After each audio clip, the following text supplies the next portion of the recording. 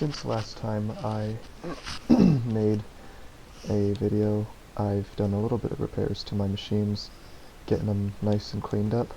For starters, I noticed that it was very frequent that this iron block, when it was fully casted and solidified, wouldn't enter the chute behind it, or under it. So instead of trying to get it to go down the chute, I just set up a deployer to activate it. It does basically a right click. It right clicks iron out of here, puts it in the deployer, and then dumps it out through the chute into the iron system.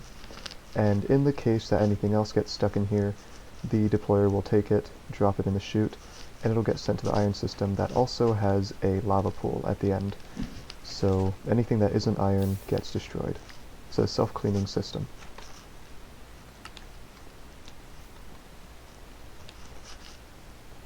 Another thing I did was fix up the kelp farm.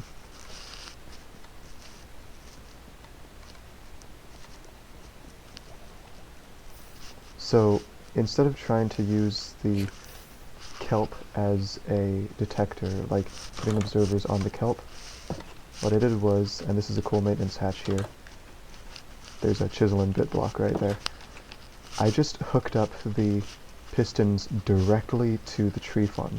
So whenever the tree farm cuts a tree, stuff will enter the hopper.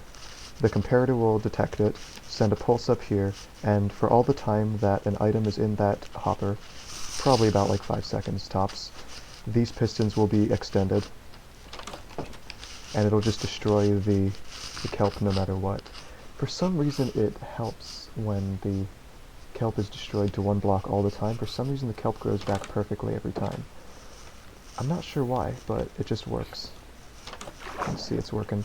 Instead of having the water stream across the top, since I updated the system, there's just a backpack with a magnet upgrade in it. That's the best I could do.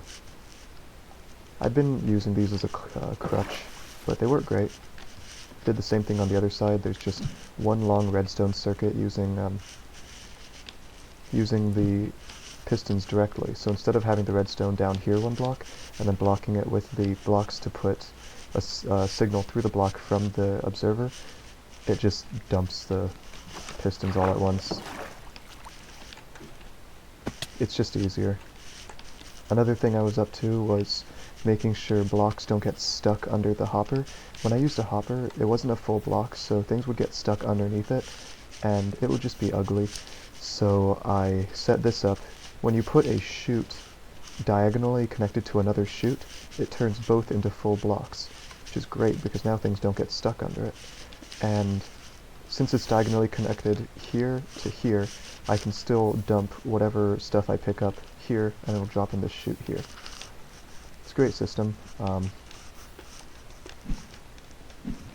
Next thing I was up to was, instead of building a create kelp farm, which I probably should have done from the start, I did pretty much the same thing, but removed the water and made a create potato farm. The potatoes are using this radial chassis I stole from a windmill, spun using a mechanical bearing, which is pretty easy to craft. It's just a shaft and an andesite casing. Then there's some harvesters, which I used andesite machines to make, and it's all just dumped into this storage interface, where inside this machine is just a campfire. It just melts the potatoes, and whatever is a poisonous potato is sent through here and collected there. See, I've only collected one. I think that's the one that I used to start the drawer. And then all the cooked potatoes are put here, and this is my new baked potato storage. So anytime I need food, I go across this nice little bridge and get some. Another cool thing about this machine is the way the water wheel's set up. Turns out you can spin water wheels sideways. They don't have to be up and down.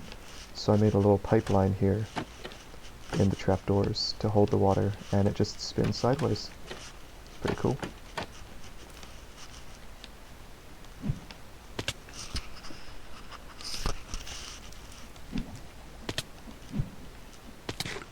Yeah, I figured out this this double jump enchantment speeds you up whenever you land, so you can kind of use it to launch yourself. It's pretty cool. And finally, this isn't really part of the machines, but I'm very proud of it.